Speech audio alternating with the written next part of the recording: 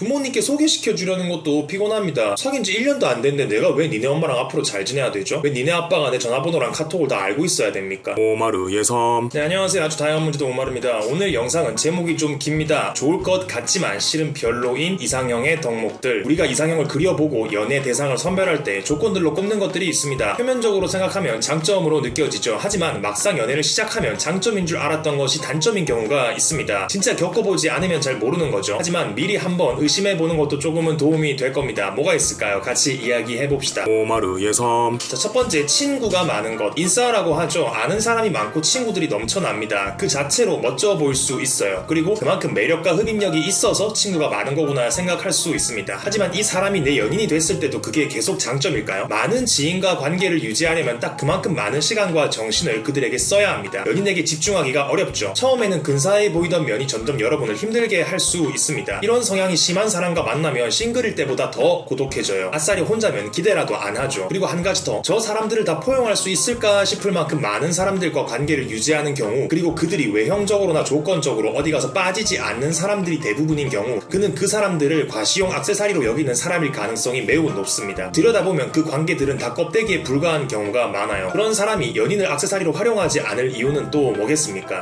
두 번째, 시간이 많은 것. 나는 여유 있는 사람이 좋아. 너무 바쁘게 사는 건 숨막혀. 내가 원할 때 언제든 나한테 와주면 좋겠어. 그런 바람이 있을 수 있습니다. 하지만 이 또한 양면성을 가지고 있죠. 지금 만날까 말까 고민 중인 그 사람이 50대면 모르겠지만 10대에서 30대라면 걱정할 필요가 있습니다. 젊은 시절 열심히 삶을 가꾸고 여유를 얻은 것과 한창 뚝딱뚝딱 삶을 만들어가야 할 시기에 여유가 있는 것은 조금 다르죠. 그 사람이 정말로 집중력을 발휘해서 시간을 효율적으로 쓰는 사람이라서 여유가 있는 것일 수도 있습니다. 하지만 아닐 가능성도 크죠. 발전과 미래에 대한 고민이 전혀 없는 사람일 수 있습니다. 근데 뭐 내가 이 사람이랑 10년 뒤까지 함께 있을 것도 아닌데 솔직히 그 사람 미래가 있든 말든 무슨 상관이냐. 현재는 만날 수 있는 거지. 그렇게 생각할 수도 있죠. 근데 자기 미래에는 관심이 없는 사람이 연인의 미래에는 관심이 있을까요? 현재도 충분히 불행할 수 있습니다. 왜 내가 힘들어도 바쁘게 살고 미래에 대해 걱정하는지 연인이 무관심하고 전혀 같이 고민해주지 않는다면 어떨까요? 기본적인 공감과 위로의 능력이 전혀 없는 사람이 만날 시간만 많은 게 좋은 일일까요? 차라리 같이 바쁘게 살다가 짬날 때 만나는 쪽이 서로의 고충을 안아주기에 더 좋지 않을까 싶습니다. 바쁨의 정도가 비슷한 사람과 만나는 것은 여러 가지 의미에서 아주 좋은 선택이라고 생각합니다. 오마르 예섬. 자, 마지막 세 번째, 효심이 깊은 것. 어른들을 공경하고 부모님께 잘하는 것을 흠이라고 보기는 힘들 수 있습니다. 하지만 이것이 연애에 있어서만큼은 피곤한 문제가 됩니다. 우선 자유로운 데이트가 어렵죠. 어딜 가든 부모님께 보고를 하거나 데이트 도중에 통화를 끊지 않거나 통금 시간이 까다롭거나 부모님이 어디로 오라고 하면 지체 없이 가버리거나 합니다. 그들에게는 끈끈한 가족에게죠. 나는 졸라 남인데. 부모님께 소개시켜주려는 것도 피곤합니다. 사귄 지 1년도 안 됐는데 내가 왜 니네 엄마랑 앞으로 잘 지내야 되죠? 왜 니네 아빠가 내 전화번호랑 카톡을 다 알고 있어야 됩니까? 이들에게는 부모님 또 가족이 최우선입니다. 여담이지만 저는 여자친구랑 둘이 데이트하는데 심심하다고 다 큰 여동생을 동의 없이 데리고 나온 남자 이야기 또 들어봤습니다. 근데 그걸 따라 나간 동생도 대단하죠. 누가 가족 아니랄까봐. 그러니까 누가 가족이 안 소중하답니까? 나도 우리 가족 소중해요. 근데 이들은 이게 연애라는 것에 있어서만큼은 상대가 불편할 수 있다는 것을 아예 인정하지 않습니다. 가족은 그냥 무조건 사랑이고 아름답고 그런 거죠. 어디 여행 갔다 올 때도 가족 선물이랑 연인 선물이 퀄 차이가 심하게 납니다. 근데 그걸 굳이 내가 알아야 되냐 이 말이죠. 그래 뭐 그렇게 사는 건 지 맘인데 내가 그 차이를 굳이 볼 필요는 없잖아요. 근데 또 신나서 그걸 막 대놓고 보여줍니다. 사람 속을 막 뒤집어 놓죠. 그리고 나에 대한 평가를 자기 기준도 아니고 자기 부모님의 기준으로 합니다. 너는 우리 아빠가 참 좋아할 것 같은 타입이야. 어쩌라고요. 그리고 최악은 난 우리 엄마 같은 여자가 제일 좋아. 어쩌라고. 연애할 때 지극한 효심은 필요 없다 정도가 아니라 진짜 해악이 될 수 있습니다. 모두 조심하시길 바랍니다. 오마르 예섬. 좋을 것 같지만 실은 별로인, 아니 최악인 이상형의 덕목들을 같이 알아봤습니다. 연애를 시작할 조짐이 보이면 한번 걱정해볼 문제입니다. 하지만 우리가 과연 걱정할 일이 생길까요? 오늘은 여기까지 하도록 하겠습니다. 모두 안녕!